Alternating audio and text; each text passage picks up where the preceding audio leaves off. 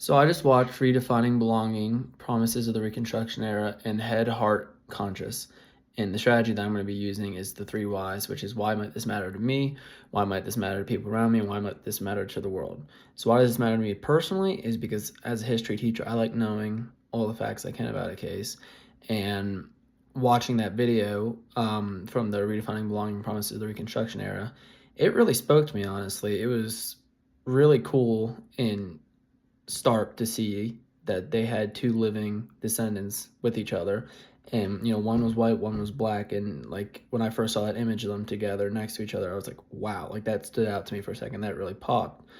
And they talked a lot about having a moment of understanding where the descendant of Ferguson, she apologized to the descendant of Plessy, and he said, you don't need to apologize, that was your ancestor, that was the past.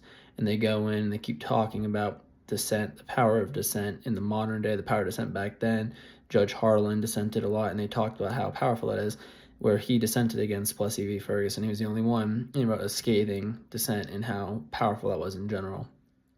Why that might matter to people around me, it's important for people to know the truth about it. One thing they really bring up and hammer home is that Plessy v. Ferguson, Plessy planned it out. Similar to how Rosa Parks planned it out, where she's going to get arrested. Plessy did too. New Orleans at the time was a cultural hub, like they talk about in the video, where you had multiple races of people: white, black, Creole, that type of races. And they thought it was a good place to kind of contest it and try and contest it in the courts and get it pushed to the Supreme Court to try and get a ruling, which is what they did. Even though they didn't get the ruling they wanted, they were successful in getting it pushed to the Supreme Court.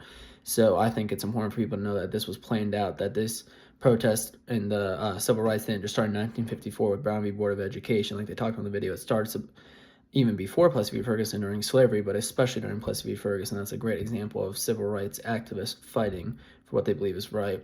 And why might this matter to the world? I mean, it's important for people to know the truth about the civil rights, what happened back then, what people did, why they fought for what they did. And then for the head, heart, and conscious, that's basically just talking about head is what they learned about from this. So I hope that they take away that it was a planned protest, something like that, like the logical facts of it. Heart was how it makes them feel. So, students will be able to put themselves in these people's shoes like we always talked about, and I think that's important for them to do. And this really will be able to help them put them in the shoes, because I could put myself in the shoes, and I think they'll definitely be able to do that as well. And then for conscious, it's what questions this creates, like fairness, equity, all that type of stuff. And I think that this video does a great job of raising that, and it'll promote those conversations amongst my students.